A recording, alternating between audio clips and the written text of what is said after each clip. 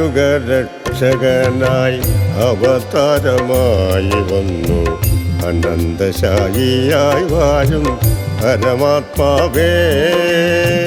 കലിയുഗരക്ഷകനായി അവതാരമായി വന്നു അനന്തശായിയായി വാഴും പരമാത്മാവേ.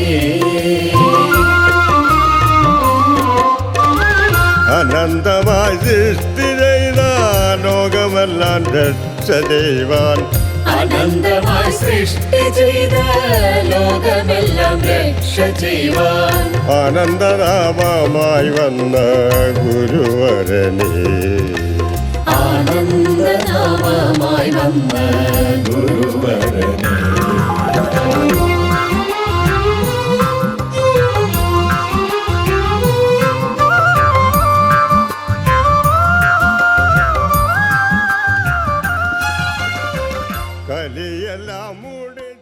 അറിവായിട്ടകമേ വാഴും ഗുരുനാഥ നമസ്കാരം.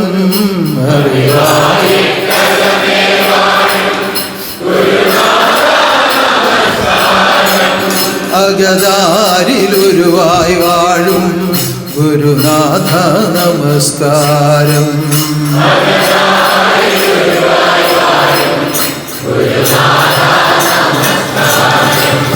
അറിവായിട്ടകമേ വാഴും ഗുരുനാഥ നമസ്കാരം.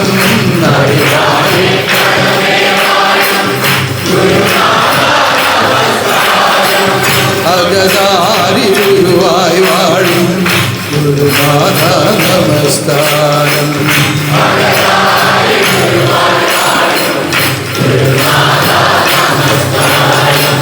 ആപത്തു തീർത്തു തന്ന ഗുരുനാഥ നമസ്കാരം.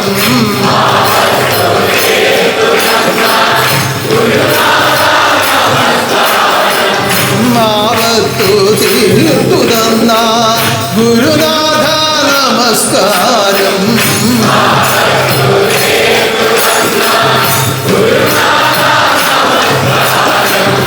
ആനന്ദം നൽകിയിടുന്ന ഭഗവാനേ നമസ്കാരം.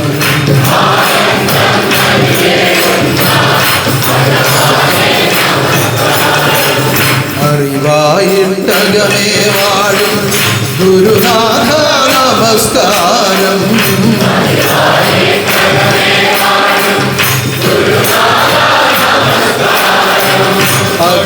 അഗതാരിലുരുവായി വാഴും ഗുരുനാഥ നമസ്കാരം.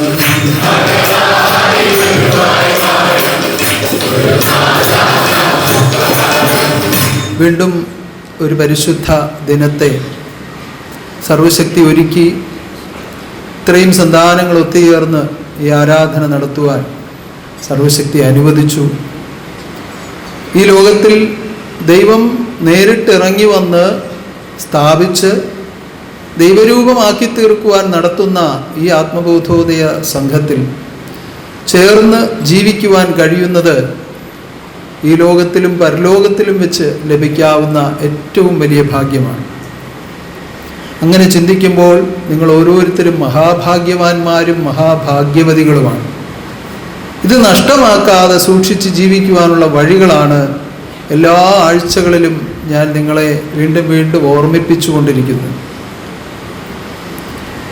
നല്ലതായ മഹത്തായ ഒരു കാര്യം നമ്മുടെ കൈവശമായി കിട്ടിയിരിക്കുന്നു. അതിനെ നഷ്ടമാക്കാതെ സൂക്ഷിക്കണമെന്നുള്ളത് ഏറ്റവും അത്യാവശ്യമായ കാര്യമാണ്. അത് ലോകവശാലുള്ള കാര്യങ്ങളായാലും അങ്ങനെ തന്നെയാണല്ലോ. ഇത് ഇഹപര ലോകങ്ങളെ ഒരുമിച്ച് നിയന്ത്രിച്ചു കൊണ്ടുപോകുന്ന ഒരു വ്യവസ്ഥയാണ് ഒരു മനുഷ്യ ജീവിതം എന്ന് പറയുന്നത്.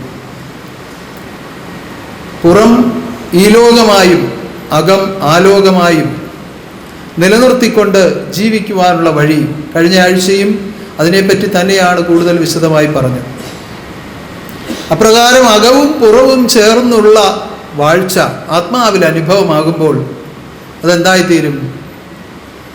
അകവും പുറവും ഒന്നാണെന്നുള്ള ബോധ്യം ഒരു ആത്മാവിൽ ഉണ്ടാകുമ്പോൾ, ഒന്നായി ചേരുമ്പോൾ എന്താണ് ആവുന്നത്? അകവും പുറവും ചേർന്ന അവതാരം. അല്ലേ? നിങ്ങൾ പാടിയിട്ടുള്ളതല്ലേ പലപ്പോഴും? അകമത് വേദം, പുറമത് വേഷം. അകവും പുറവും എല്ലാവർക്കും അറിയാം. തക്കതായ സമയം വരുമ്പോൾ കയ്യിൽ ഓർക്കുന്നില്ലെന്ന് മാത്രമേ ഉള്ളൂ, അല്ലേ? ആദർശ പുരുഷന്റെ ആശ്രമമാണിത്,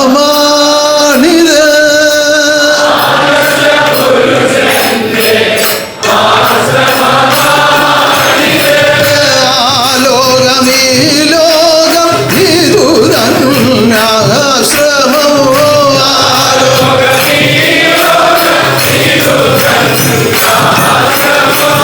അകമധുവേദമോ പുറമധുവേഷോ,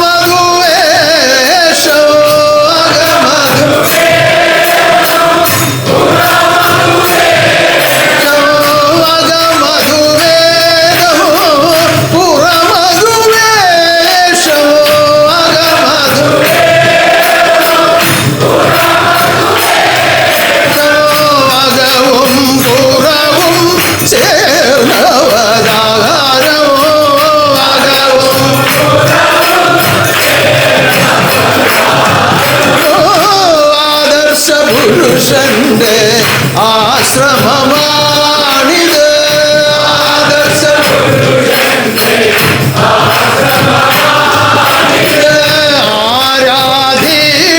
ആരാധിപ്പവരിവിടെ വരേണോ,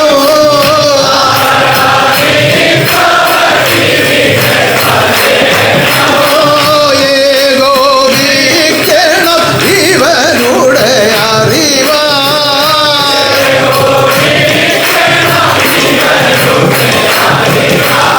ഇവരുടെ അറിവാൽ ഏകോപിക്കുന്നത് എങ്ങനെയാണ്? ഈ അകവും പുറവും ഒന്നായി ചേരുന്ന അവസ്ഥയാണ്. ജീവാത്മാ പരമാത്മാ ലയനമാണ്. ഇപ്പൊ പുറമായി നിൽക്കുന്ന ഈ ലോകത്തെയും അകമായി നിൽക്കുന്ന ആ ലോകത്തെയും ഒന്നായി ചേർത്ത് അവതാര രൂപത്തെ തെളിയിക്കുന്ന അവതാരം നേരിട്ട് വന്ന് നടത്തുന്ന ഈ സ്ഥാപനത്തിൽ ചേർന്ന് നിങ്ങൾ ആരാണ്? നിങ്ങളെല്ലാം ഭാഗ്യവാന്മാർ, ഭാഗ്യവതികൾ. നിങ്ങളെല്ലാം നിങ്ങളെല്ലാം ഭാഗ്യവാന്മാർ, ഭാഗ്യവതികൾ. നിങ്ങളെല്ലാം ദൈവവാഴ്ച കണ്ടിടുവാൻ ഭാഗ്യമുണ്ടായി,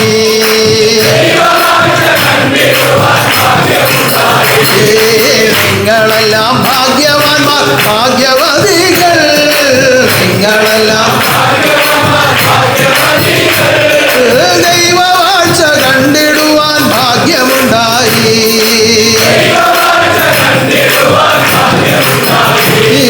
ദൈവ ഇഷ്ടം ചെയ്തിടുവാനുള്ള നിയമത്തെ, ദൈവ ഇഷ്ടം ദൈവ ഇഷ്ടം ചെയ്തിടുവാനുള്ള നിയമത്തെ,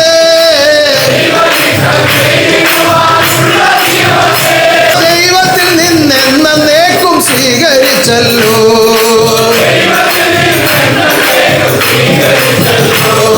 ദൈവ ഇഷ്ടം ചെയ്തിടുവാനുള്ള നിയമത്തെ,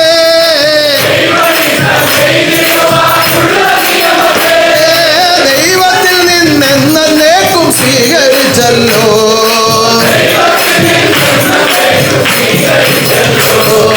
നിയമമെന്നും പാലിക്കുന്നോർ കാമയം തീരും,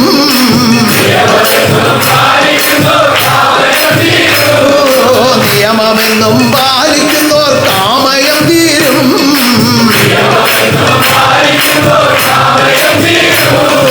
നാമം സ്തുതിച്ചാനന്ദമായി ജീവിതം ചെയ്യാം,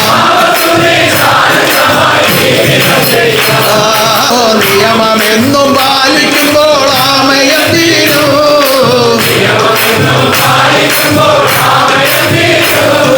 നാമം സ്തുതിച്ചാനന്ദമായി ജീവിതം ചെയ്യാം, നാമം സ്തുതിച്ചാനന്ദമായി ജീവിതം ചെയ്യാം.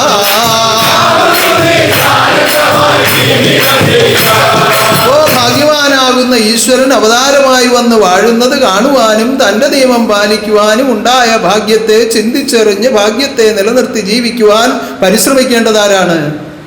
ഭാഗ്യവാനാകുന്ന ഈശ്വരൻ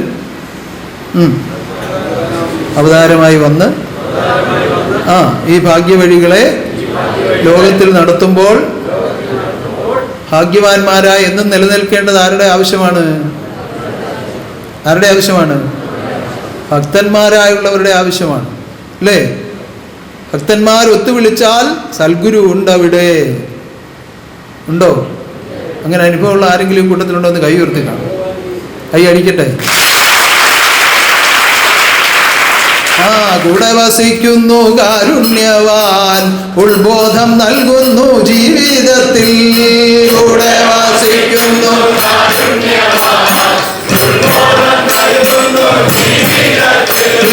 ദോഷമായുള്ളൊരു ചിന്ത വന്നാൽ ദോഷമാണെന്നങ്ങു ബോധ്യമാക്കും.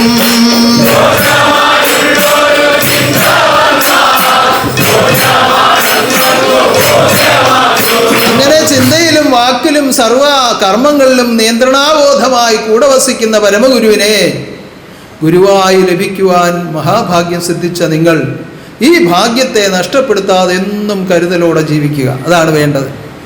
ആദ്യ കാലഘട്ടത്തിൽ ഒന്നുമില്ല. ഇപ്പം നമുക്ക് എല്ലാ സൗകര്യങ്ങളും ഉണ്ട്. ഇല്ലാത്ത സൗകര്യം എന്താണെന്ന് ചോദിക്കുന്നതായിരിക്കും കുറച്ചുകൂടെ നല്ലത്.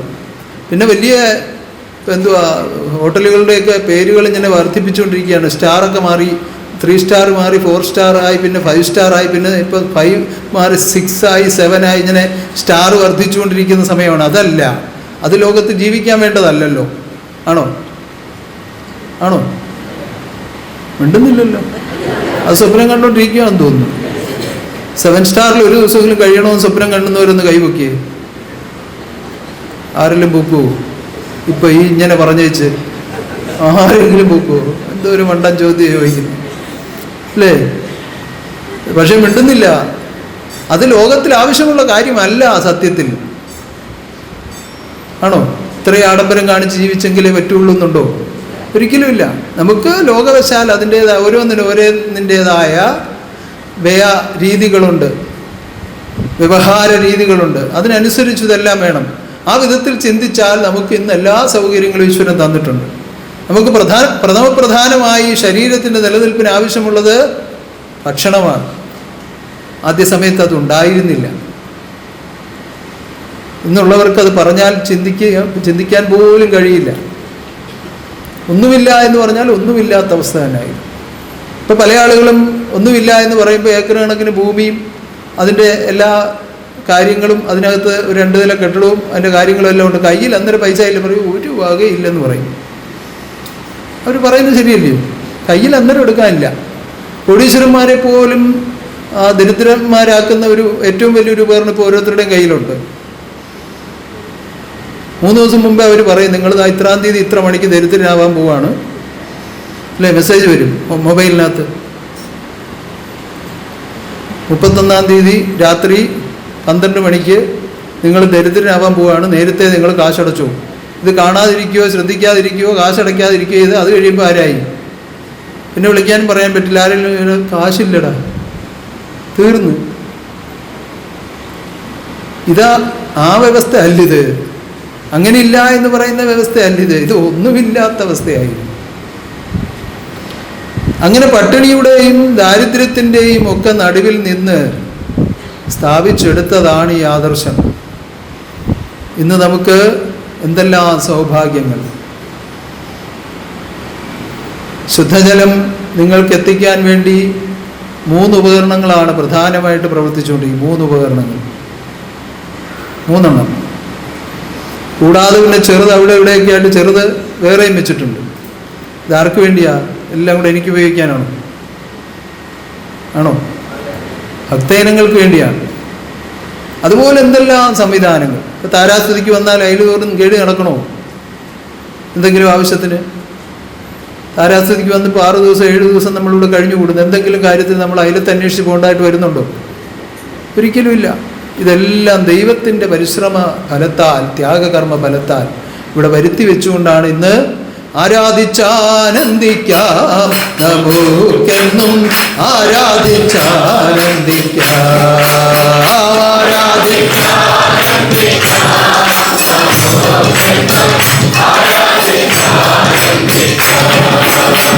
ആദ്യം നമുക്ക് ഈ സന്നിധാനം വിപുലമാക്കി 71 എൻ്റെ ഉദ്ഘാടന കർമ്മം നടത്തുന്ന സമയത്ത് ഇവിടെ സിമെൻറ്റ് ചെയ്ത തറയും അതിൻ്റെ ചുറ്റുപാടുമൊക്കെ ആയിരുന്നു.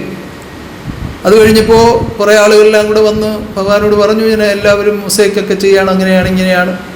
അങ്ങനെ നിർബന്ധിച്ചു. കുറേ പേര് അതിനുള്ള ധനം കൊണ്ടുവന്ന് അർപ്പിച്ചു. ഉടനെ മൊസൈക്ക് ചെയ്തു. പഴക്കമുള്ള ആളുകൾക്കറിയാം, തറയൊക്കെ നല്ല മനോഹരമായിട്ട്, ചെറിയ രീതിയിലൊന്നുമല്ല, നല്ല രീതിയിൽ തന്നെ അന്ന് ഏരിയയിലുള്ളതിൽ ഏറ്റവും നല്ലതായിട്ട് മൊസൈക്കൊക്കെ ചെയ്ത് നല്ല ഭംഗിയാക്കി. അതങ്ങോട്ട് കഴിഞ്ഞപ്പോൾ വീണ്ടും ടൈലിട്ടു. അതവിടെ ഇവിടെയൊക്കെ ഇങ്ങനെ പൊട്ടാനും പൊടിയാനും ഒക്കെ തുടങ്ങിയപ്പോൾ ഉടനെ ടൈല്, മാർബിള് എന്ന് വേണ്ട, അങ്ങനെയായി. ഫാനുകൾ നിരവധി. ഫാൻ ഇട്ടിട്ടും ചൂട് കുറയുന്നില്ല. ഇപ്പോൾ സൈഡിലോട്ട് എക്സോസ്റ്റ് ഫാൻ, ചൂട് വലിച്ച് വെളിയിലോട്ട് കളയുക. ഇപ്പോൾ കുറേ നാളുകൊണ്ട് പറയുകയാണ്, ഇതും പോരെ ഇനി AC ആക്കണം. ഞാൻ പറഞ്ഞ് തുറന്ന് കിടക്കുന്നതിനകത്ത് ഇത് അടയ്ക്കാൻ പറ്റുമോ? അടച്ചിട്ടായി വെളിയിലിരിക്കുന്ന ഒരാളിന് പോലും കാണാൻ പറ്റില്ല. കാരണം നമ്മുടെ എല്ലാം തടിയുടെ ജനലുകളും വാതിലുകളുമാണ്. അപ്പോൾ അത് അങ്ങനെ വർഷങ്ങളായിട്ട് പറയുന്നെങ്കിലും അതിങ്ങനെ ഞാൻ നിരുത്സാഹപ്പെടുത്തിക്കൊണ്ടിരിക്കുകയാണ്. ഇപ്പോൾ ഒരു ഭക്തൻ വന്ന് വളരെ നിർബന്ധമായിട്ട് ഒരു ദിവസം ഒരു ചെക്ക് കൊണ്ടുവന്ന് എൻ്റെ കയ്യിലങ്ങ് തന്നെ പോയിട്ട് അവിടെ ഇരുന്ന് ഒരുപാട് വേർത്തൊഴുകുന്നുണ്ട്, ഇത് വെച്ചേ പറ്റത്തുള്ളൂ, ഒരു നിർബന്ധമാണ്, എൻ്റെ ഒരു അപേക്ഷയാണ്. ഞാൻ പറഞ്ഞു, ഭക്ത അതിനകത്ത് വെച്ച് അതിൻ്റെ തണുപ്പൊന്നും കിട്ടത്തില്ല, വെറുതെ പൈസ ചിലവാക്കേണ്ടതെന്ന് വെച്ചാൽ ഇവിടെ അതിൻ്റെ കൊണ്ടുവന്ന കൊട്ടേഷൻ വരെ എൻ്റെ മേശപ്പുറത്ത് ഇരിപ്പുണ്ട്. ഞാനത് വേണ്ടെന്ന് പറഞ്ഞതാണ്. പറ്റില്ല, അത് വെക്കണം. എന്നിട്ടും ഞാൻ ചെക്ക് വാങ്ങിച്ച് കുറച്ച് ദിവസം കൈ വെച്ചുകൊണ്ടിരുന്ന് അനങ്ങിയില്ല. അദ്ദേഹം തന്നെ പോയി അതിൻ്റെ ആളുകളെ വിളിച്ചുകൊണ്ട് വന്നു, എല്ലാം ഇടപാട് ചെയ്ത് ഇപ്പം അപ്പുറത്തും ഇപ്പുറത്തും ഓരോന്ന് വെച്ചിരിക്കുക. അവിടെ ഇരിക്കുന്നവർക്ക് തണുപ്പ് കിട്ടുന്നുണ്ടോ? ചെറുതായിട്ട്, വലുതായിട്ട് തണുക്കത്തില്ല. എന്താണെന്നറിയോ, ഈ ജനങ്ങളുടെ താപം എന്ന് പറയുന്നത് ഈ ഉപകരണം കൊണ്ടൊന്നും പെട്ടെന്ന് തണുപ്പിക്കാൻ പറ്റുന്നതല്ല. അത് ഇങ്ങനെ വർദ്ധിച്ചുകൊണ്ടേയിരിക്കും. തണുപ്പ് ചെല്ലുന്നതനുസരിച്ച് ശരീരം ചൂടായിക്കൊണ്ടിരിക്കും. അതതിൻ്റെ ഒരു വ്യവസ്ഥ. അതുകൊണ്ട് തന്നെ ചെറിയ മുറികളിലായാലും കൂടുതൽ ആളുകൾ ഇരുന്നാൽ ആ തണുപ്പ് നമുക്ക് അറിയത്തില്ല. എങ്കിലും അദ്ദേഹത്തിൻ്റെ ആഗ്രഹപ്രകാരം സ്ഥാപിച്ച് കഴിഞ്ഞ വെള്ളിയാഴ്ച തൊട്ട് അത് പ്രവർത്തിപ്പിച്ചു തുടങ്ങി. എല്ലാ സമയത്തും അല്ല, കൂടുതൽ ആളുകളുള്ളപ്പോൾ ഞാൻ ഇങ്ങോട്ട് വരുന്ന സമയത്ത് കുറച്ച് നേരം ഇടുക, വലിയ ചൂട് അറിയാതിരിക്കാൻ വേണ്ടി. പക്ഷേ ഈ പുറമേ ഉള്ള ചൂടൊക്കെ അല്ലേ നിയന്ത്രിക്കാൻ പറ്റൂ. അകമേ കത്തിജ്വലിക്കുന്ന ഈ ചൂടിനെ ആർക്ക് നിയന്ത്രിക്കാൻ പറ്റും? ഭഗവാൻ തന്നെ പറഞ്ഞു, അഗ്നിയേ നീ ഒന്ന് മാറി നിൽക്കാ, സ്വല്പം ഞാനൊന്ന് വിശ്രമിക്കട്ടെ. അന്ന് കൽപ്പിച്ചതാണ്, അഗ്നിയെ നീ ഒന്ന് മാറി നിൽക്കാ, സ്വല്പം ഞാനൊന്ന് വിശ്രമിക്കട്ടെ. കഴിയുമോ? ശക്തിക്കൂതക്കൊരു ഭാരമല്ലേ നിന്റെ, സത്യത്തിനായി വാഹിക്കുന്നു ഞാൻ.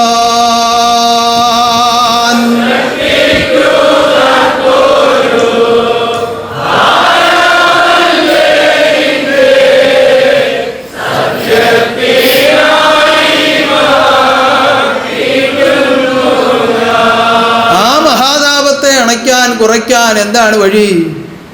അതിനൊറ്റ വഴിയേ ഉള്ളൂ. എന്താണ് അതിനുള്ള വഴി? ഓരോരോ കാലത്തു വന്ന ദുഃഖം ഓരോന്നുണർത്തിയാൽ താൻ ഉണരും എന്നൊരു കീർത്തനം നിങ്ങൾ പാടിയിട്ടുണ്ടോ? അതിനകത്ത് പറയുന്ന വ്യവസ്ഥകൾ, അനവധി വ്യവസ്ഥകൾ പറയുന്നുണ്ട്.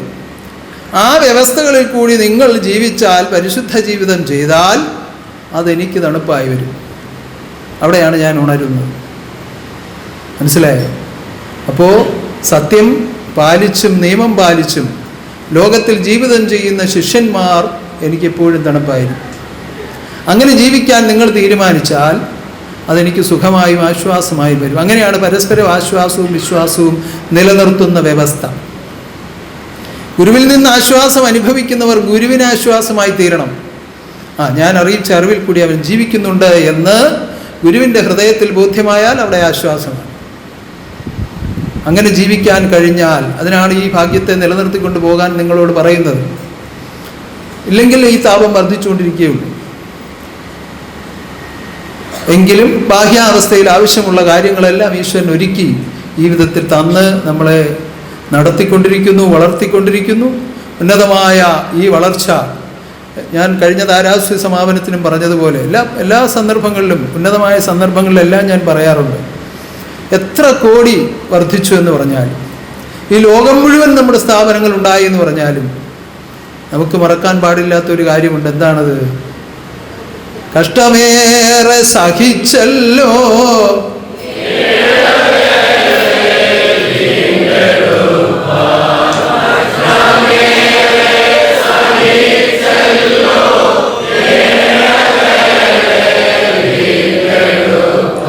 ഞങ്ങൾക്കായി വന്നു വീഴ്ച സദ്ഗുരു.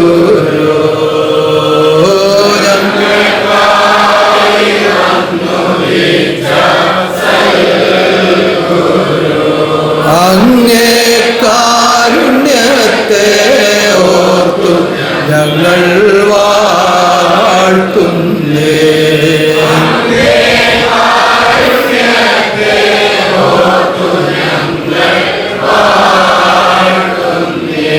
ഓരോ നിമിഷവും ഈ ചിന്തയോടുകൂടി ജീവിക്കുവാൻ കഴിയുന്നവർക്ക് എപ്പോഴും ഗുരുവിനോട് ആർത്തിയും ബന്ധവും ഒക്കെ ഉണ്ടാവും. അവരുടെ ആർത്തിയും ബന്ധവുമാണ് ഗുരുവിന് ആശ്വാസമായി തീരുന്നത്. അങ്ങനെ ജീവിക്കുവാൻ ഈശ്വരൻ നിങ്ങളെല്ലാം അനുഗ്രഹിക്കട്ടെ. ഈ ആരാധനയിൽ പരിപൂർണ ശ്രദ്ധയോടുകൂടി ഇരിക്കുക. സർവശക്തിയുടെ അകമഴിഞ്ഞ കാരുണ്യം നിറഞ്ഞു നിൽക്കുന്ന ഒരു ആരാധനയാണ്. അത് സർവവിധേനയും ആത്മാവിലാക്കിക്കൊണ്ടു പോകുവാൻ സർവശക്തി നിങ്ങളെ അനുഗ്രഹിക്കുമാറാകട്ടെ. ലോകനാഥൻ അവതാരമായി ഇഹലോകെ വാഴുന്ന വാഴ്ച, ഇഹലോകെ വാഴുന്ന വാഴ്ച.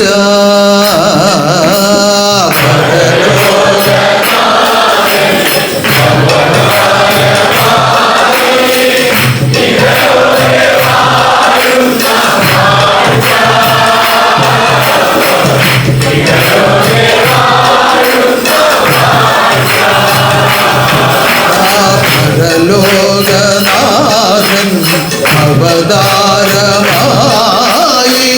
ഇഹലോകെ വാഴുന്ന വാഴ്ച, ഇഹലോകെ വാഴുന്ന വാഴ്ച.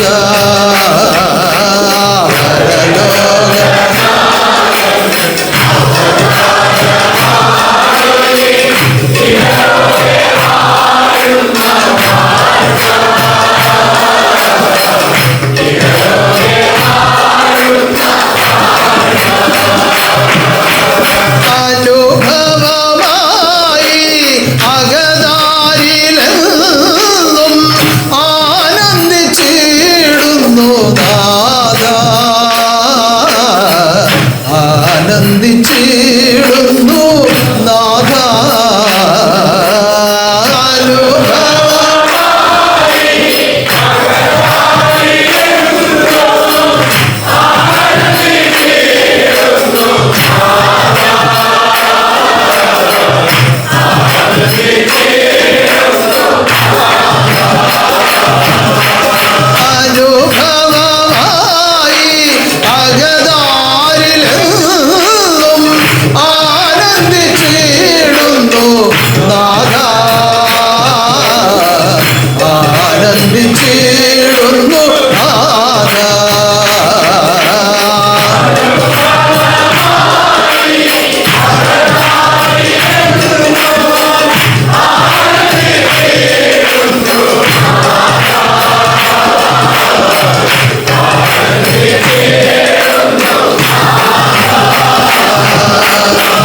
ദിവരാവുള്ള ആനന്ദമെന്നിൽ ദാനമായി തന്നൊരു ഗുരുവേ,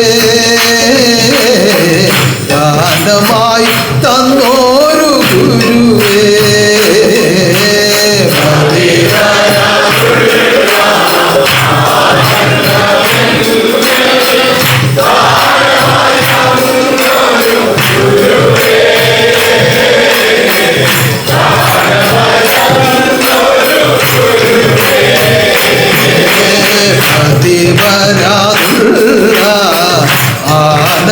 ആനന്ദമെന്നിൽ ദാനമായി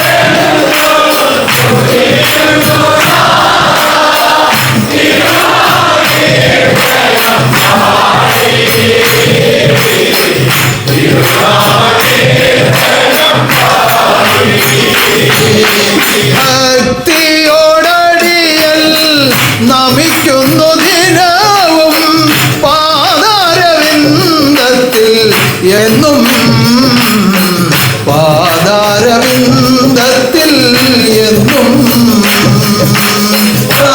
ഭക്തിയോടടിയൻ നമിക്കുന്നു നാഥ പാദാരവിന്ദത്തിൽ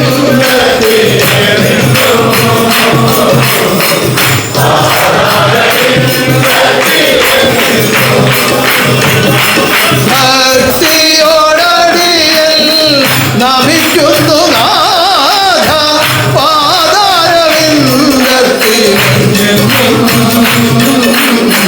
പാദാരവിന്ദത്തിൽ എന്നും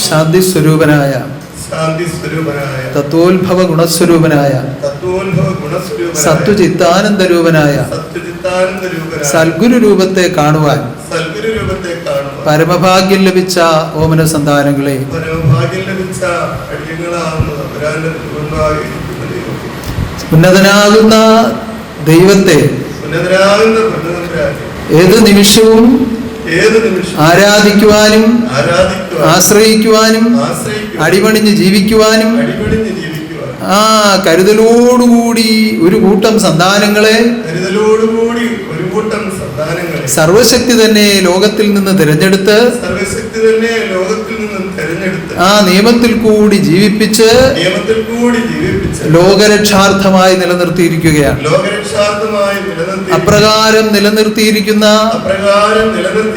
ഓമന സന്താനങ്ങൾ എപ്പോഴും സർവസ്വമായി കരുതേണ്ടത് ഗുരുവിനെയും ഗുരുകർമ്മങ്ങളെയുമാണ്. എപ്പോഴും സർവസ്വമായി കരുതേണ്ടത് ഗുരുനാഥനെയും ഗുരുകർമ്മങ്ങളെയുമാണ്. അപ്രകാരം കരുതി ജീവിക്കുന്നവർക്ക് ആ എപ്പോഴും ആനന്ദത്തിൽ കഴിയുവാൻ സാധിക്കും. അങ്ങനെ ആനന്ദത്തിൽ നിന്ന് ആനന്ദത്തിലേക്ക് ആത്മലോകത്തെ നയിക്കുവാനും വളർത്തുവാനും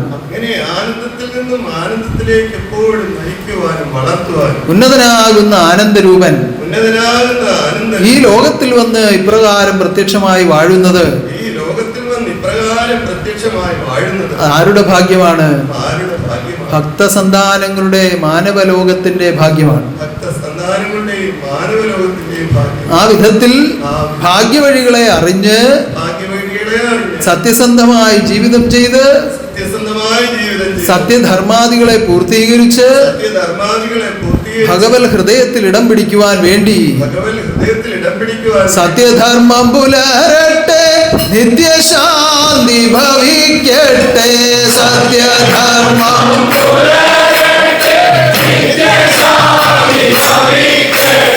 സത്യധർമ്മം പുലരട്ടെ, നിത്യശാന്തി ഭവിക്കട്ടെ.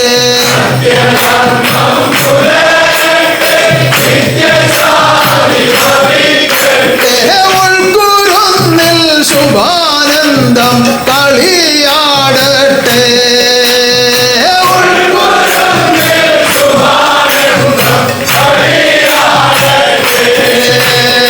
സത്യധർമ്മം പുലരട്ടെ,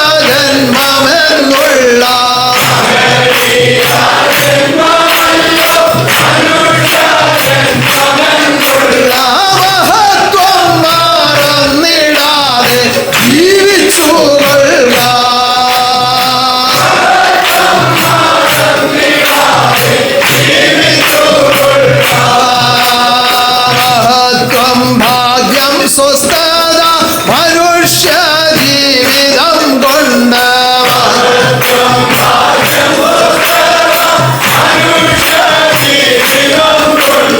മഹത്വം ഭാഗ്യം സ്വസ്ഥത മനുഷ്യ ജീവിതം കൊണ്ട്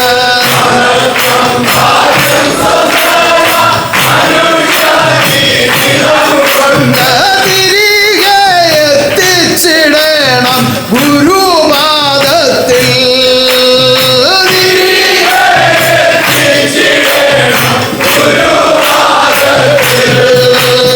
മഹത്വം ഭാഗ്യം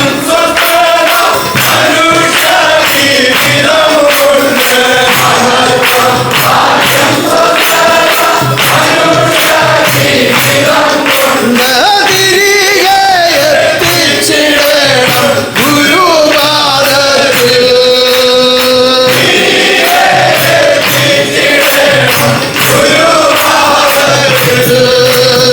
ഗുരുവിൽ നിന്നുദിച്ചത് ഗുരുവിൽ അസ്തമിക്കണം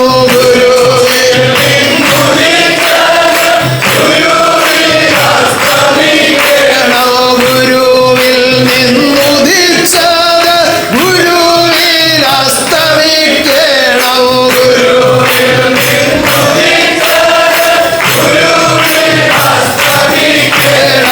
അസ്തമിക്കാത്ത വെളിച്ചം ഗുരുരൂപം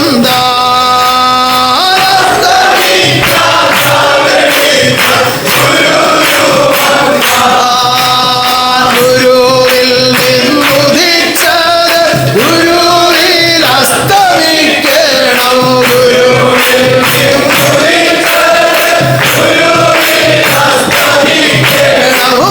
അസ്തമിക്കാത്ത വെളിച്ചം ഗുരുരൂപം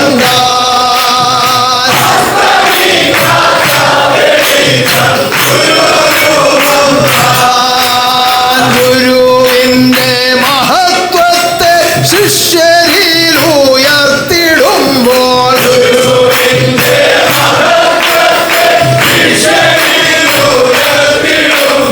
ഗുരുവിന്റെ മഹത്വത്തെ ശിഷ്യരിൽ ഉയർത്തിടുമ്പോൾ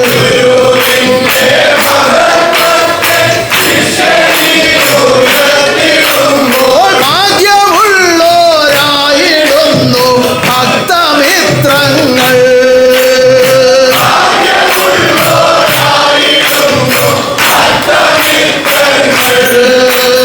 മഹത്വം ഭാഗ്യമുയർന്നു സ്വസ്ഥതയിലടുക്കുവാൻ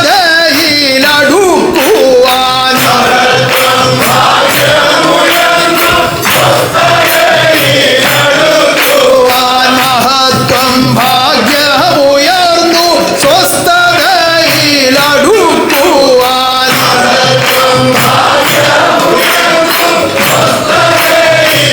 സ്വസ്ഥതയിലടുക്കുവാൻ സ്വസ്ഥനായ ഗുരുവോടു ചേർന്നു ജീവിക്കാം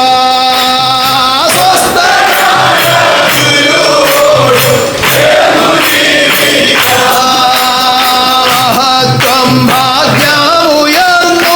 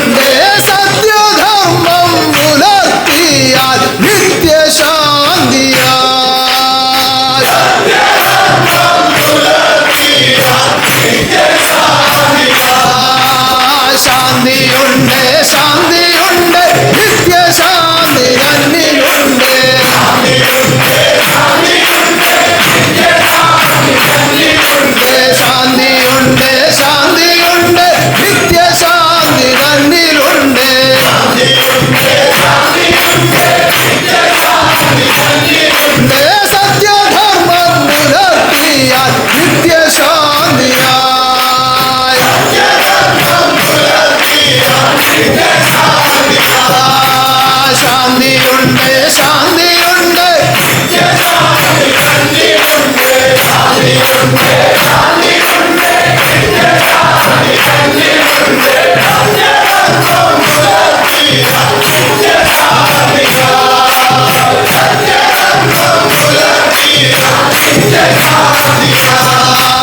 സത്യധർമ്മം പുലരട്ടെ നിത്യശാന്തി ഭവിക്കട്ടെ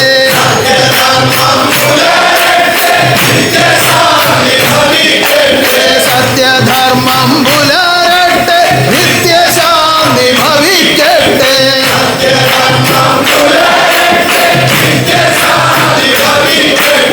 ഉൾക്കുരുന്നിൽ ശുഭാനന്ദം കളിയാടട്ടെ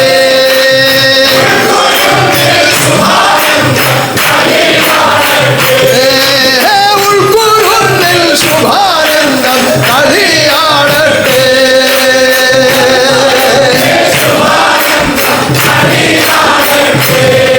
എന്തിനു വേണ്ടിയാണ് ലോകസൃഷ്ടി ആരംഭിച്ചത്?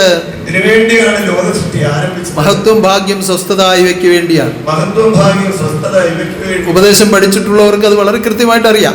ഉപദേശം പഠിച്ചിട്ടുള്ളവർക്ക് അത് വളരെ കൃത്യമായിട്ട് അറിയാം. ഉന്നതനാകുന്ന ഗുരു സ്വസ്ഥനായിരുന്നപ്പോൾ ജന്മമില്ല കർമ്മമില്ല ആനന്ദമില്ല അങ്ങനെ നിശ്ചലമായിരുന്ന അവസ്ഥയിൽ ഉന്നതനാകുന്ന ഗുരു തീരുമാനിച്ചു മഹത്വം ഭാഗ്യം സ്വസ്ഥത ഉണ്ടാവണം. അങ്ങനെ സൃഷ്ടി ആരംഭിച്ചു. ആ മഹത്വവും ഭാഗ്യവും സ്വസ്ഥതയും അതിന്റെ പൂർണ്ണതയിൽ എത്തിക്കേണ്ടത് മനുഷ്യജന്മത്തിലൂടെയാണ്. എന്തുകൊണ്ട്? ആ മനുഷ്യജന്മം പൂർണ്ണജന്മമാണ്. കോടാനുകോടി ജന്മങ്ങളുടെ ഫലമായി കിട്ടുന്ന ജന്മമാണ് മനുഷ്യജന്മം. അതുകൊണ്ടാണ് ഇത് മഹത്വമേറിയതാണെന്ന് പറയുന്നത്. ആ മനുഷ്യജന്മമേ നിന്റെ ജന്മമാഹാത്മ്യം മായാബന്ധം കൊണ്ട് നീ അറിയാതെ പോയി.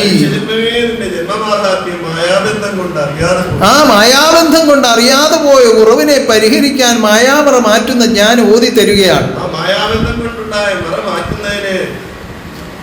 മായാമറ മാറ്റുന്ന ജ്ഞാനം ഓതി തരികയാണ്. ആ ജ്ഞാനം മായാമറ മാറ്റുമ്പോൾ ആ അകമേ കാണും മഹത്വവും ഭാഗ്യവും സ്വസ്ഥതയും എല്ലാം.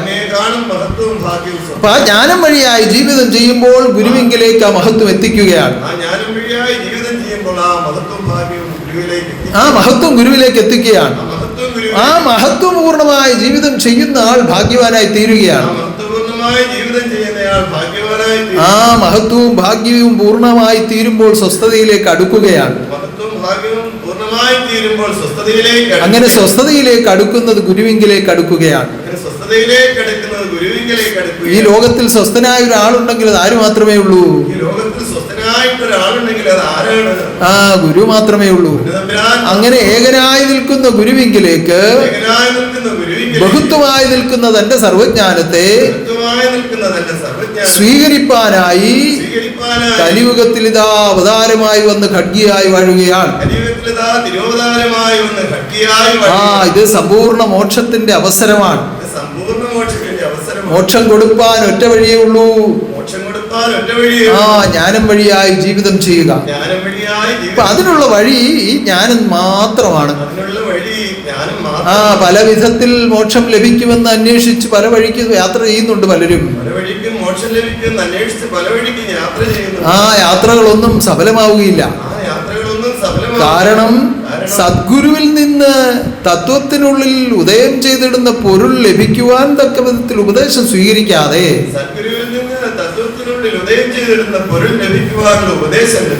ഒരു കാരണവശാലും ആർക്കും മോക്ഷം ലഭിക്കുകയില്ല. ആ തത്വോത്ഭവ ഗുണസ്വരൂപനാകുന്ന ജഗദീശ്വരനാണ് ഈ തത്വോദ്ദീപകമായ ജ്ഞാനത്തെ ആത്മാവിൽ ഭവിപ്പിക്കുന്നത്. തത്വോദ്ദീപകമായ ആ ജ്ഞാനം ദാനം ചെയ്യുന്നത്. ആ ജ്ഞാനം വഴിയായി ആത്മാവിൽ തത്വം ഉദിക്കണം. ആ തത്വം നിന്നിൽ ഉദിക്കുവാൻ സത്യം തന്നിൽ ഉറയ്ക്കണം. ആ സത്യജീവിതം തത്വത്തെ ഉദിപ്പിക്കും.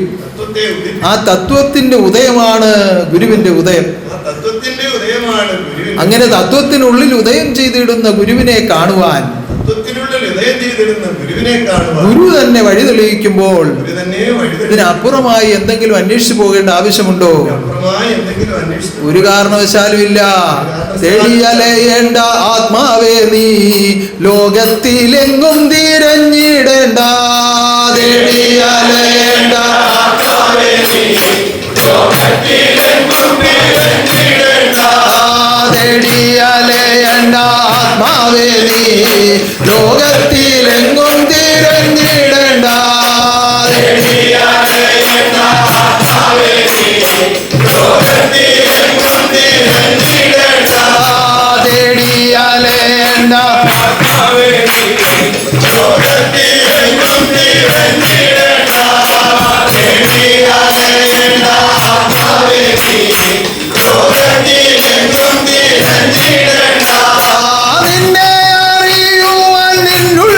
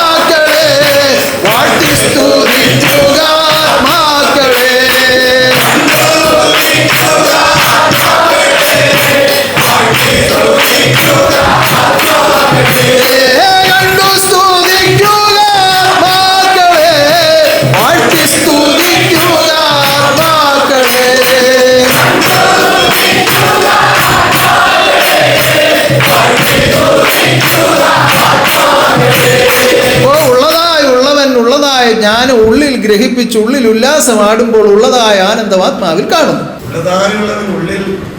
ഉള്ളതായുള്ള ജ്ഞാനം ഉള്ളിൽ ഗ്രഹിപ്പിച്ച് ഉല്ലാസമാടുമ്പോൾ ഉള്ളതായുള്ള ആനന്ദം ഉള്ളിൽ കാണും. അങ്ങനെ ആനന്ദം കാണുക ആത്മാക്കളെ വരും ആനന്ദരൂപനോടൊത്തു വാഴാം. ആനന്ദം കാണുക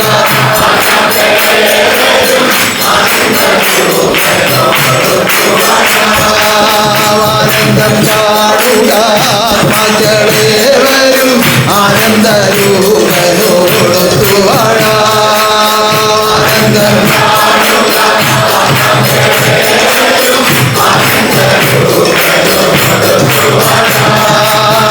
ആനന്ദം ആനന്ദവല്ലയോ സർവത്തിനും ഉപരിയായത്.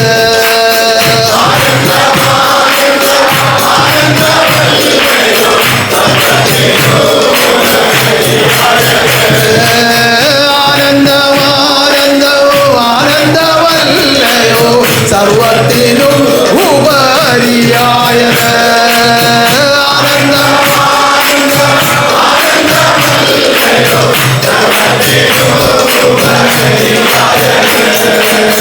ശരിയാണോ? ആനന്ദമാണോ സർവത്തിനുപരിയായത്? ആണോ? എത്ര പേര് കരുതുന്നുണ്ട് അങ്ങനെ? എല്ലാവരും പറയും കാശില്ല ഒരു കാര്യവും നടക്കത്തില്ല. അങ്ങനെ പറയുന്നവരല്ലേ കൂടുതലും, അല്ലേ?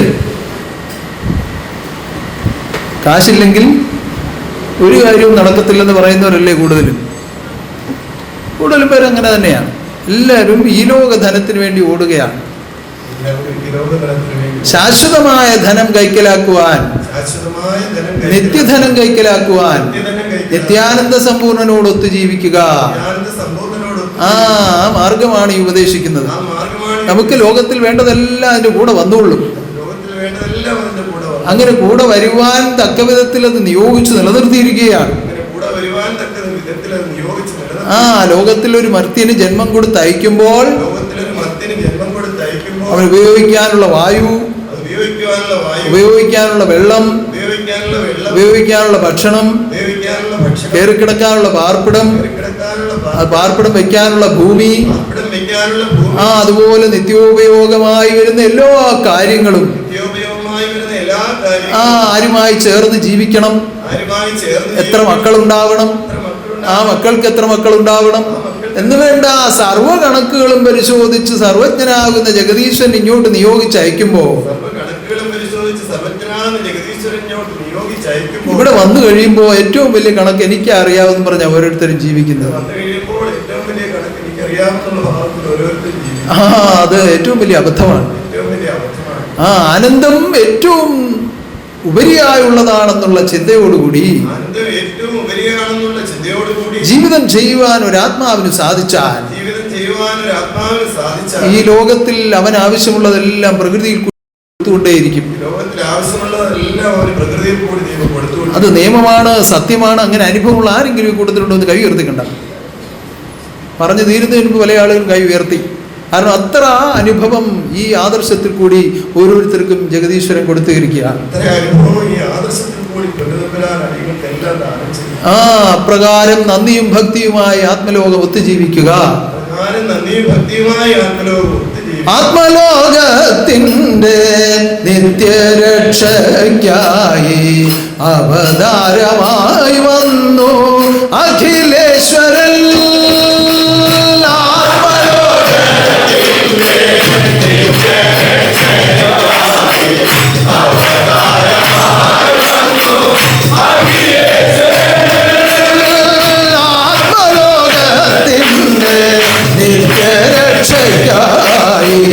അവതാരമായി വന്നു അഖിലേശ്വരൻ.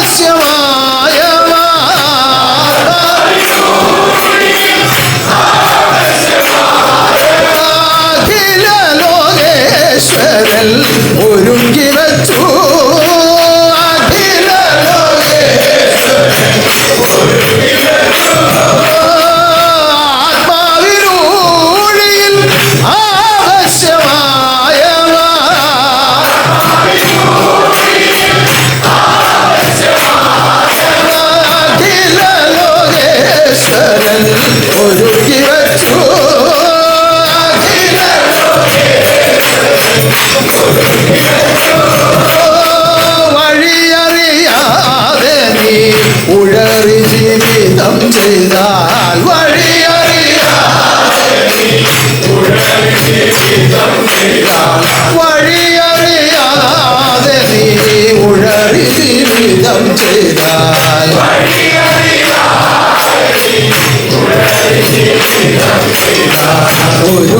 ഒരുങ്ങിയനറിയില്ല കാണുകില്ല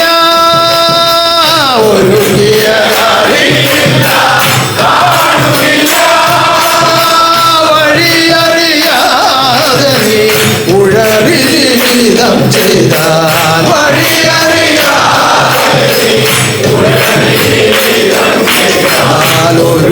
ഒരുങ്ങിയനറിയില്ല കാണുകില്ല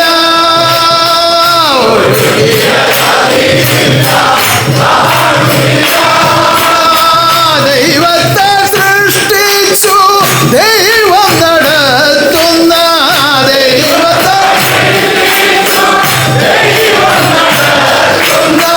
ദൈവത്തെ സൃഷ്ടിച്ചു ദൈവം നടത്തുന്ന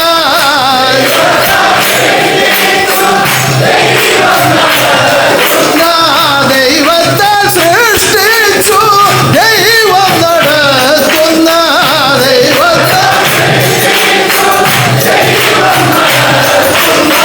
ജന്മത്തെ പോലും നീ അറിയുന്നില്ല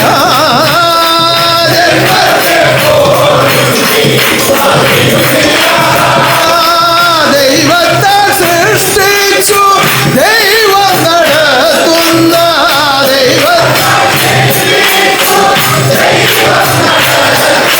ജന്മത്തെ പോലും നീ അറിയുന്നില്ല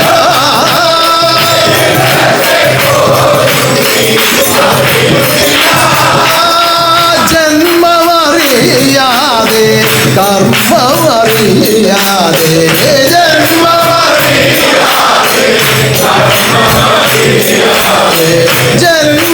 ജന്മമറിയാതെ കർമ്മമറിയാതെ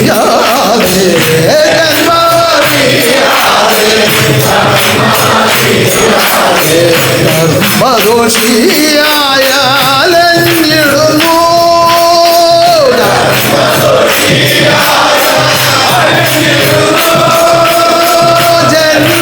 ജന്മമറിയാതെ കർമ്മമറിയാതെ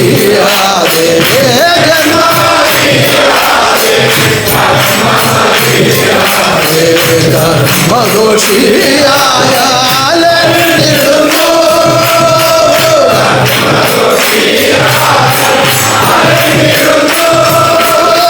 ദുഷ്കർമ്മം തീർക്കുവാൻ സൽക്കർമ്മം നൽകുവാൻ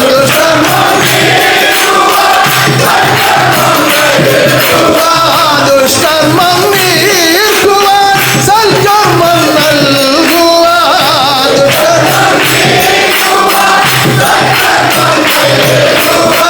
സദ്ഗുരുവായി വന്നു അഖിലേശ്വരൻ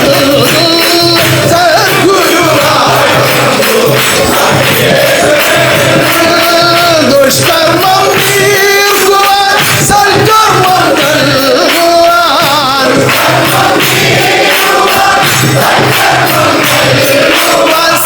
സദ്ഗുരുവായി വന്നു അഖിലേശ്വരൻ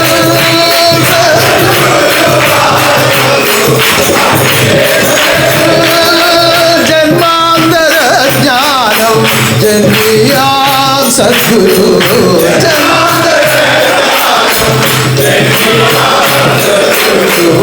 ജന്മാന്തര ജ്ഞാനം ജന്മിയാം സദ്ഗുരു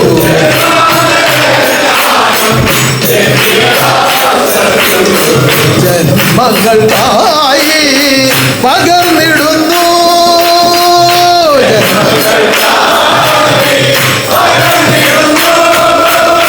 ജന്മാന്തര ജ്ഞാനം ജന്മിയാം സദ്ഗുരു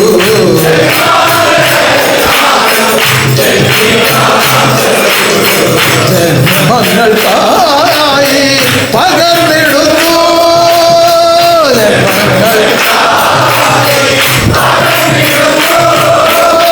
ജന്മപാപം തീർത്തു കർമ്മദോഷം തീർത്തു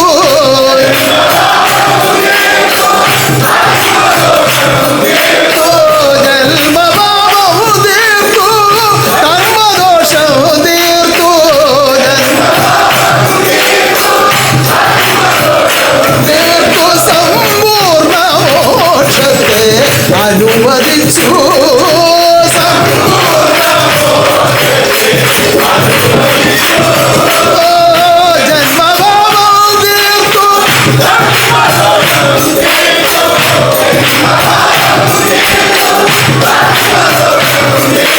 സമ്പൂർണ്ണ മോക്ഷത്തെ അനുവദിച്ചു.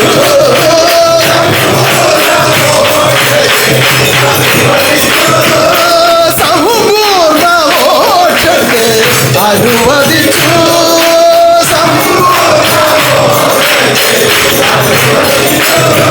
എല്ലാം സൃഷ്ടിച്ചൊരുക്കിയിട്ടാണ് മർത്തിന് ജന്മം കൊടുത്തത്. എല്ലാം സൃഷ്ടിച്ചൊരുക്കിയിട്ടാണ് മത്തിന് ജന്മം. പക്ഷേ വഴി തെറ്റിപ്പോയപ്പോൾ അറിയാതെ പോയി.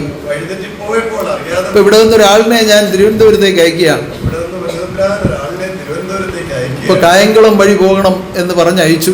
കായംകുളം വഴി പോകണമെന്ന് പറഞ്ഞ് അയച്ചു. അപ്പൊ കായംകുളത്ത് ബസ് സ്റ്റാൻഡിന്റെ മുന്നിൽ കായംകുളത്ത് ബസ് സ്റ്റാൻഡിന്റെ മുന്നിൽ നീല ഷർട്ടിട്ട ഒരാള്, നീല ഷർട്ടിട്ട അദ്ദേഹത്തിന്റെ പേര് അശോകൻ എന്നാണ്. അദ്ദേഹത്തിന്റെ പേര് അശോകൻ. അദ്ദേഹത്തിൽ നിന്ന് 1000 രൂപ മേടിച്ചുകൊണ്ട് വണ്ടിക്കൂലിക്ക് വാങ്ങിച്ചുകൊണ്ട് വേണം പോകാനെന്ന് പറഞ്ഞു. അദ്ദേഹത്തിൽ നിന്ന് 1000 രൂപ വണ്ടിക്കൂലിക്ക് മേടിച്ചുകൊണ്ട് വേണം പോകുവാൻ. അപ്പൊ ഈ പോയ ആള് അതുവഴി പോയില്ല, കൊട്ടാരക്കര വഴിയാ പോയതെങ്കിൽ ആള് അതുവഴി പോയില്ല, പോയെങ്കിൽ എങ്ങനെ ഈ അശോകനെ കാണും, ഈ നീല ഷർട്ട് കാണും, ഈ രൂപ എങ്ങനെ കിട്ടും? ഒരു കാരണവശാലും കിട്ടുകയില്ല. ഇതുപോലെ വഴിയറിയാതെ സത്യധർമ്മം എന്തെന്നറിയാതെ സത്യധർമ്മം വിട്ടു ജീവിച്ചാൽ ഒരിക്കലും നമുക്ക് ഉന്നതനാകുന്ന ഗുരുവിന്റെ ഒരുക്കങ്ങളെ സ്വീകരിക്കാൻ കഴിയില്ല. എല്ലാം എല്ലാം എല്ലാം എല്ലാം ഈ ലോകത്തിൽ ഒരുക്കിയിട്ടാണ് നിനക്ക് ജന്മം തന്നിരിക്കുന്നത്. നീ വഴിമാറിപ്പോയപ്പോഴാണ് ബുദ്ധിമുട്ടുകൾ ഉണ്ടായത്. അപ്പൊ ആ ബുദ്ധിമുട്ടുകളൊക്കെ മാറ്റാൻ ഒറ്റ വഴിയേ ഉള്ളൂ. എന്ത് ചെയ്യണം? സത്യം പാലിച്ച് ജീവിക്കുവാൻ തീരുമാനം ചെയ്യണം. അങ്ങനെ തീരുമാനിക്കുന്നവരൊന്ന് കൈ ഉയർത്തി കണ്ടാൽ സത്യധർമ്മം പുലരട്ടെ, നിത്യശാന്തി ഭവിക്കട്ടെ. സത്യധർമ്മം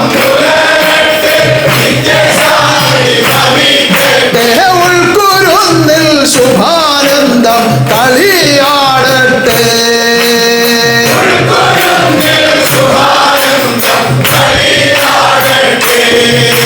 ഇത് വാഗണ്ട് പറയുകയും തിരിച്ചു പറയുകയും ചെയ്തതുകൊണ്ട് അർത്ഥമില്ല. ഓരോ സന്ദർഭങ്ങൾ വരുമ്പോൾ ആ സത്യത്തെ മുൻനിർത്തിക്കൊണ്ട് പരമോന്നതമായ ജീവിതം നയിക്കുവാൻ കഴിയണമെങ്കിലേ ഈ വഴിയിൽ നിന്ന് മാറാതെ പോവുകയുള്ളൂ.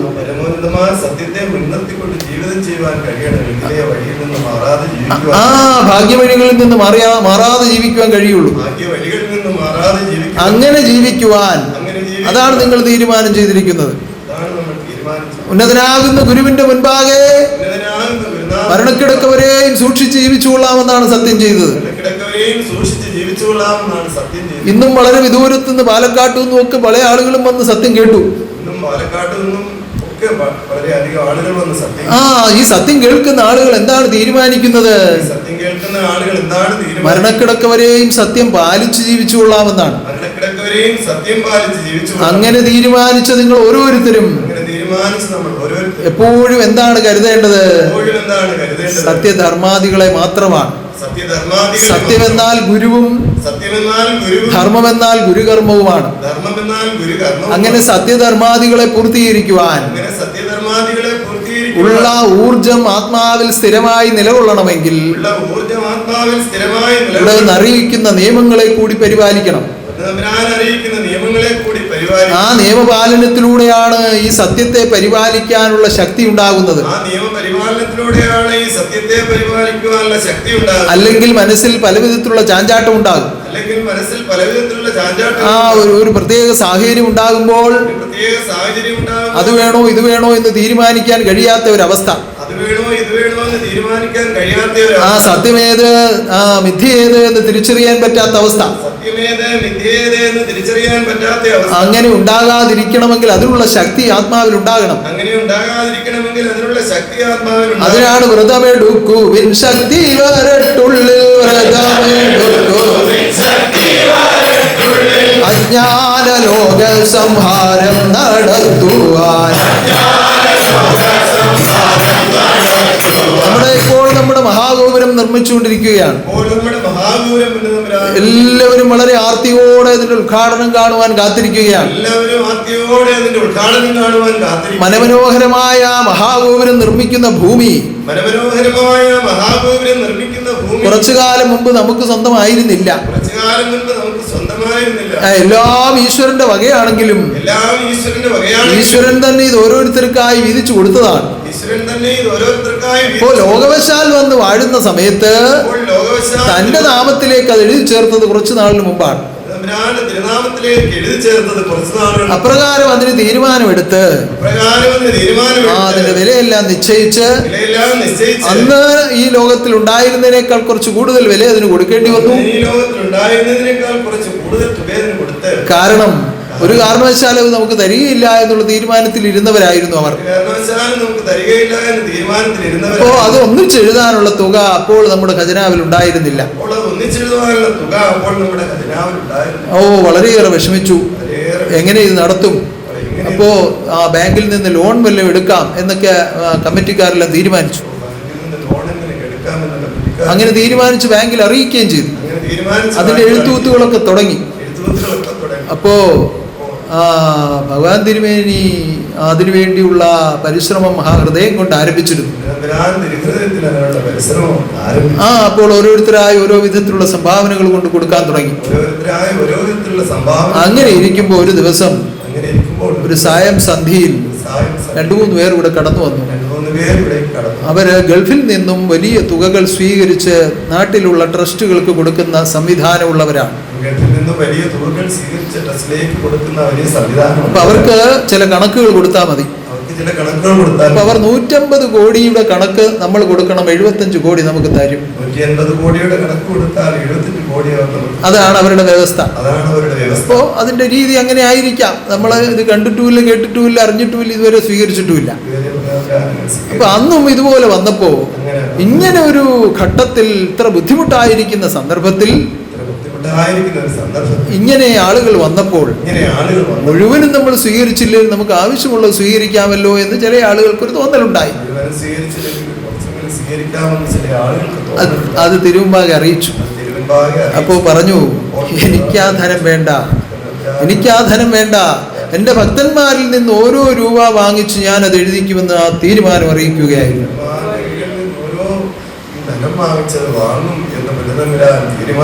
ആ തീരുമാനം ലോകരംഗത്തേക്ക് പ്രാവർത്തികമായി. അത് അവർ പിറ്റേ ദിവസം വന്ന് പറയുകയാണ്, ഞങ്ങൾക്ക് ഈ തുക ഒരുമിച്ച് വേണ്ട, 2-3 ഘട്ടമായിട്ട് നിങ്ങൾ ഇത് എഴുതാവും, എന്നിട്ട് അതിൽ നിന്ന് ഇത്ര രൂപ വീതം ഞങ്ങൾക്ക് തന്നാ മതി. അവർ തീരുമാനം പറയാം, നമ്മൾ പറഞ്ഞല്ല, അവർ ഇങ്ങോട്ട് വന്ന് പറയുകയാണ്.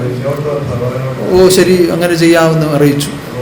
അപ്പൊ ആദ്യത്തെ തുക ഇത് എഴുതാനായിട്ട് തീരുമാനിച്ച സമയം നോക്കിയപ്പോൾ അതിനുള്ള തുക നമ്മുടെ ബാങ്കിലുണ്ട്. അപ്പൊ അത് അടുത്ത ഡേറ്റ് തീരുമാനിച്ചു. അതിന്റെ സമയമായപ്പോഴേക്കും അതിന്റെ തുക അവിടെ ഉണ്ട്.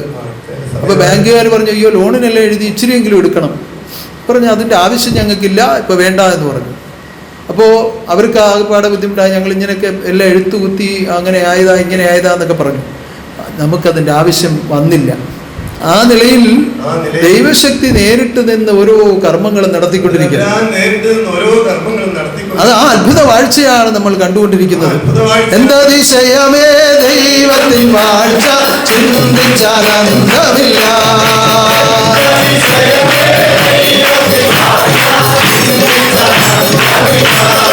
എന്തതിശയമേ ദൈവത്തിൻ വാഴ്ച, ചിന്തിച്ചാനന്ദമില്ല.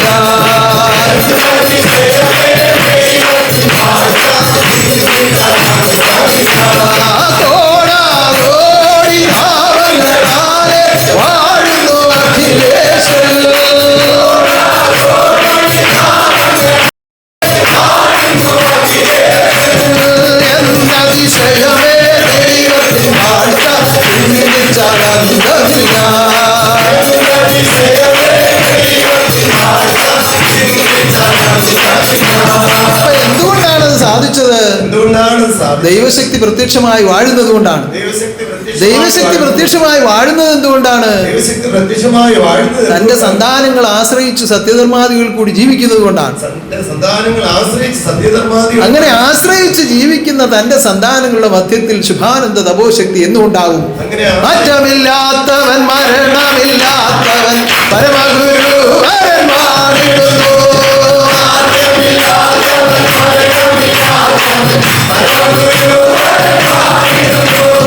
മാറ്റമില്ലാത്തവൻ മരണമില്ലാത്തവൻ പരമഗുരു വരന്മാരിടുന്നു.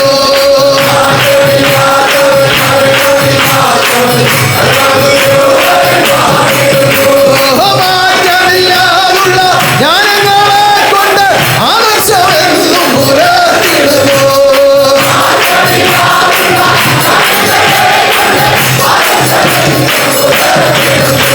മാറ്റമില്ലാത്ത ജ്ഞാനം, മാറ്റമില്ലാത്ത ശക്തി, മാറ്റമില്ലാത്ത വാഴ്ച, മാറ്റമില്ലാത്ത ശബ്ദം, മാറ്റമില്ലാത്ത അനുഭവം എങ്ങും പോയില്ല. ഭഗവാൻ എങ്ങും പോയില്ല, എങ്ങും പോയില്ല, എങ്ങും പോയില്ല, ഭഗവാൻ എങ്ങും പോയില്ല, എങ്ങും പോയില്ല. അറിയുന്ന ആത്മാക്കളിലെല്ലാം അറിവായി വാഴുന്നു.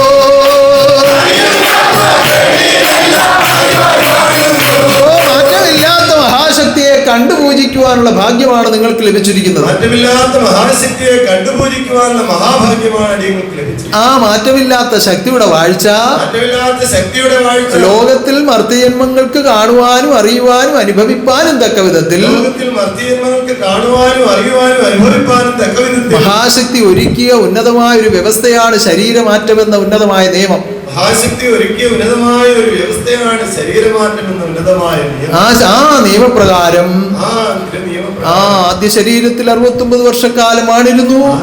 ശരീരത്തിൽ 69 വർഷക്കാലം. അത് കഴിഞ്ഞ് വീണ്ടും 26 സംവത്സരം ആണിരുന്നു. വീണ്ടും 12 വർഷം ആണിരുന്നു. വീണ്ടും 17 വർഷം ആണിരുന്നു. ഇന്നും ഇതാ നിങ്ങൾക്ക് മധ്യസ്ഥനായി പ്രത്യക്ഷമായി വാഴുന്നു. ആ പ്രകാരം വാഴുന്ന മഹാശക്തി ഉപയോഗിച്ച ഓരോ സിംഹാസനങ്ങളും നമുക്ക് പൂജനീയമാണ്, ആരാധ്യരൂപങ്ങളാണ്. ആ വിധത്തിൽ സർവലോകനാഥൻ 17 സംവത്സരക്കാലം ഉന്നതനായി വാണിരുന്ന ആ ദിവ്യ മനോഹര രൂപത്തിന്റെ കാർത്തിക മകയിരൻ ജന്മനക്ഷത്ര മഹോത്സവം ഇതാ ഈ മാർച്ച് മാസം 7-ാം തീയതി ആഘോഷിക്കുകയാണ്. അതിന്റെ മുന്നൊരുക്കമായി ഇപ്പോൾ വാഴുന്ന ദേഹത്തിന്റെ ജന്മനക്ഷത്രം ആഘോഷിക്കുകയാണ്. ആ വിധത്തിൽ 5, 6, 7 തീയതികളിൽ ഉന്നതമായ ജന്മനക്ഷത്ര സ്തുതിയോടുകൂടി ഈ മഹോത്സവം നടത്തുവാൻ തീരുമാനിച്ചിരിക്കുകയാണ്. എല്ലാ സന്താനങ്ങളും നന്ദിയും ഭക്തിയുമുള്ള എന്റെ ഓമന മിത്രങ്ങൾ എല്ലാവരും ഒത്തുചേർന്ന് വന്നിരുന്ന് തിരുനാമങ്ങൾ സ്തുതിച്ച് മഹോത്സവം മനോത്സവമായി അനുഭവിക്കുവാൻ ഈശ്വരൻ അനുവദിക്കട്ടെ. ആ ഉന്നതമാകുന്ന ആ മഹോത്സവത്തിന് ശേഷം 21-ാം തീയതി ആ ഉന്നതനായി വാണിരുന്ന പൊന്നുതിരുമേനിയുടെ സമാധിദിനം കൂടിയാണ്. 23-ാം തീയതി പുണ്യപൂരാടം മഹോത്സവമാണ്. എല്ലാം ഉന്നതമായി നടത്തുവാൻ തീരുമാനവും ഉറപ്പുമുള്ള എന്റെ സന്താനങ്ങളൊന്ന് കൈയടിച്ചു കേട്ടാക്കൊള്ളാം. ഓ നിത്യഭാഗ്യത്തിൻ വഴി എന്നിൽ തെളിച്ച സദ്ഗുരുവേ എന്റെ സർവശക്ത.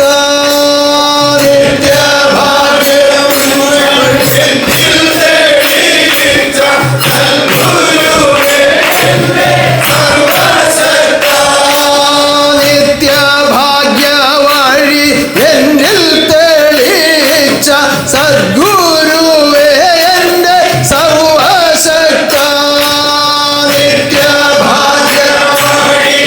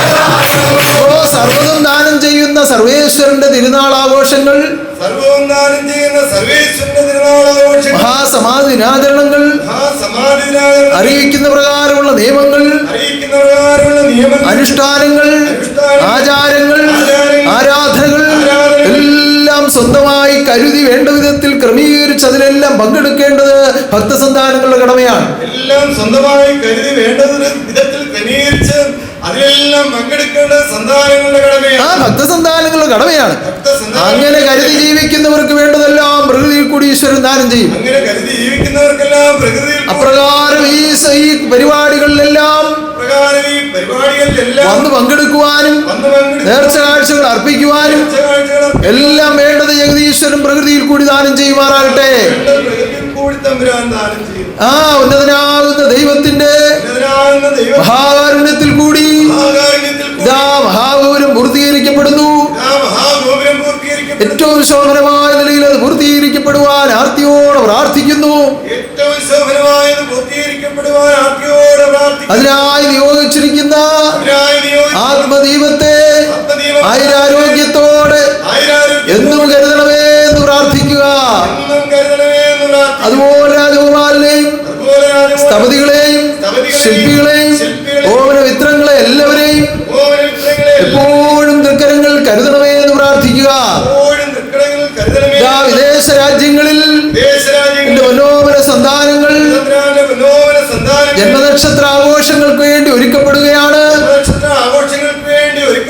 എല്ലാ ഇടങ്ങളിലും ആ തിരുവെഴുന്നള്ളത്തും ആനന്ദ നടനവും എല്ലാ വിധത്തിലും അനുഭവമാകുവാൻ ജഗദീശ്വരൻ അനുഗ്രഹിക്കട്ടെ,